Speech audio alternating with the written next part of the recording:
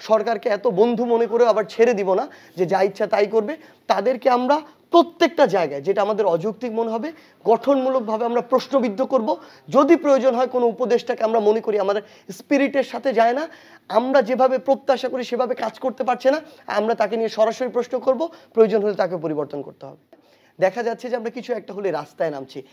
আমরা যারা মানুষের স্বপ্নকে সামনে রেখে এত বড় একটা অভ্যুত্থান করলাম, এখন আমাদের তো এই অভ্যুত্থানটা সফল হওয়ার রাষ্ট্রকে বিনির্মাণের একটা সময় দেয়া লাগবে।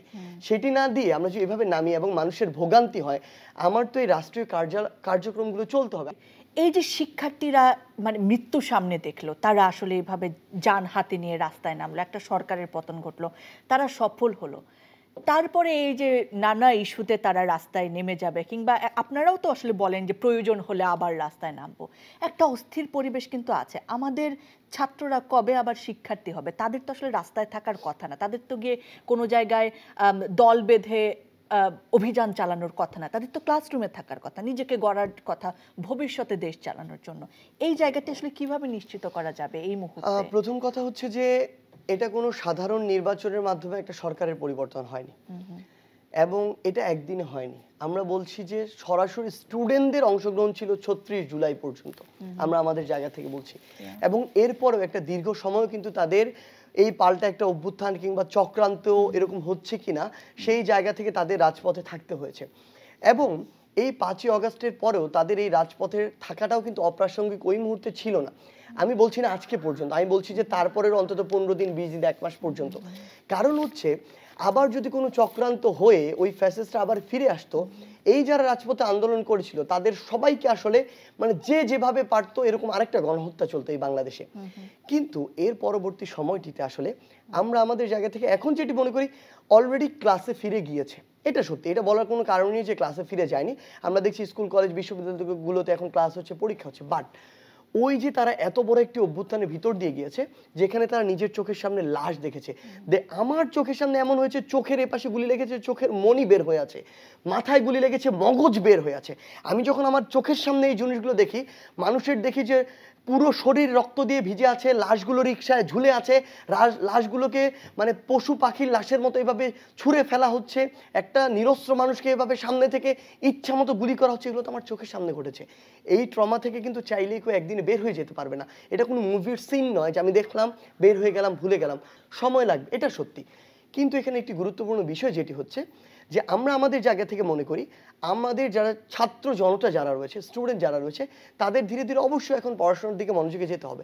এবং তাদের আরেকটা বিষয়, এখানে দুইটা গুরুত্বপূর্ণ বিষয় মনে রাখতে হবে। এক, আমরা আমাদের জায়গা থেকে নির্দিষ্ট ক্ষুদ্র ক্ষুদ্র জায়গাগুলো থেকে রাষ্ট্রের পার্সপেক্টিভে যেগুলো ছোট ছোট জায়গা নির্দিষ্ট প্রতিষ্ঠান ভিত্তিক, এগুলো নিয়ে আমরা আমাদের দাবিগুলো জানাবো, অবশ্যই জানাবো, কেন জানাবো না, কিন্তু যৌক্তিক উপায়ে জানানো উচিত।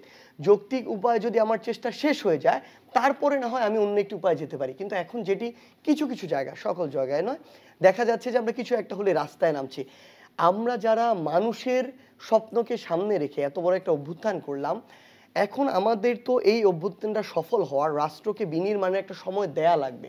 সেটি না দিয়ে আমরা যদি এভাবে নামি এবং মানুষের ভোগান্তি হয়, আমার তো এই রাষ্ট্রীয় কার্যক্রমগুলো চলতে হবে। আপনি দেখেন অনেক এসে সচিবালয়ের গেটে দাঁড়িয়ে যাচ্ছে, আমার সচিবালয় তো রান করতে হবে, আমি যদি এই সংস্কারগুলো চাই কিংবা অন্যান্য জায়গাগুলোতে, সেক্ষেত্রে আমাদের মনে হয় এক্ষেত্রে একটি সুন্দর একটি প্রসিডিউরের ভিতর দিয়ে যাওয়া উচিত। এবং আরেকটি গুরুত্বপূর্ণ বিষয় হচ্ছে কি, একটা যখন নির্বাচিত সরকার পরিবর্তন হয় তখন চাইলেই তারপরের দিন থেকে সুন্দর করে আবার সেম সিস্টেম রান করা যায়।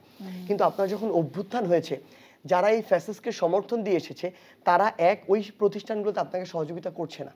এবং ২ নম্বর যে জিনিসটি হচ্ছে সেটি হচ্ছে তারা তাদের জায়গা থেকে সহযোগিতা যখন করছে না, তাদেরকে আপনার সরাতে হচ্ছে। আপনার কিন্তু একটা তৈরি করা সিস্টেম নাই যে আপনি প্রতিস্থাপন করবেন, এক্সচেঞ্জ করবেন। সো একজনকে সরাতে হচ্ছে, একজনকে ফাইন্ড আউট করে নিয়ে আসতে হচ্ছে। এই প্রসেসটা কিন্তু শুরুর দিকে স্লো। এই স্লো প্রসেসটির কারণে এই জিনিসটি রান করাতে সময় লাগছে। এইটুকু ধৈর্য আমাদের ভিতরে থাকতে হবে। আমার ব্যক্তিগত জায়গা থেকে আমি তো একটা ফাউন্ডেশনের দায়িত্বে আছি, আমি দেখছি মানুষ চিন্তা করছে যে আমি আহত হয়েছে, আমার ফান্ড এখনো পাচ্ছি না। কিন্তু এই ফাউন্ডেশন হয়েছে, এটা একটা জায়গা নিতে হয়েছে, এটার অবকাঠামো নিতে হয়েছে, এটার অফিস নিতে হয়েছে, এটা কর্মচারী নিতে হয়েছে, আমার ইনফরমেশন পুরো বাংলাদেশ থেকে কালেক্ট করতে হচ্ছে, আমার ভেরিফাই করতে হচ্ছে। এই প্রসেস তো একদিনে সম্ভব না। এই প্রসেসের জন্য মিনিমাম আমার ১ মাস সময় প্রয়োজন। এবং সবচেয়ে গুরুত্বপূর্ণ বিষয়, এখানে শুধু একটা জিনিস এক্সাম্পল হিসেবে অ্যাড করি, আমি কয়েকদিন আগে জাতীয় চক্ষু ইনস্টিটিউটে গিয়েছিলাম, সেখানে প্রায় 70-80 জন আমার রোগী রয়েছে। আমি যখন বলি কারা কারা ফান্ডের জন্য আপনারা কাগজপত্র জমা দিয়েছেন, আপনাদের তথ্যগুলো একটু হাত তুলুন। হাত তুলেছে 20 থেকে 30 জন। তাহলে বাকি যারা এই কাগজপত্র জমা দেয়নি, আমি কিভাবে তাদের ফান্ড দিব? এটা না করেই কিংবা আমাদের কাছে কাগজপত্র না চেয়ে তারা যদি রাস্তায় নেমে যায়, এটা কি রাস্তা থেকে ফান্ড দেওয়া সম্ভব? একটা ফাউন্ডেশনের সকল একটা টাকার তো আমার হিসাব দিতে হবে। এই টাকা তো আমার টাকা নেই, তো জনগণের টাকা। তো এই জিনিসগুলো আমাদের বুঝতে হবে এবং আমার মনে হয় আমরা শর্ট জাজমেন্টাল না হয়ে প্রসিডিউরাল ওয়েতে যদি আমরা যাই, এই ধৈর্যটুকু এবং আমাদের জায়গা থেকে মনে হয় এই সহযোগিতাটুকু আমাদের থাকা উচিত। তবে সরকারকে এত বন্ধু মনে করে আবার ছেড়ে দিব না যে যা ইচ্ছা তাই করবে। তাদেরকে আমরা প্রত্যেকটা জায়গায় যেটা আমাদের অযৌক্তিক মনে হবে গঠনমূলকভাবে আমরা প্রশ্নবিদ্ধ করব। যদি প্রয়োজন হয় কোনো উপদেশটাকে আমরা মনে করি আমাদের স্পিরিটের সাথে যায় না, আমরা যেভাবে প্রত্যাশা করি সেভাবে কাজ করতে পারছে না, আমরা তাকে নিয়ে সরাসরি প্রশ্ন করব, প্রয়োজন হলে তাকে পরিবর্তন করতে হবে।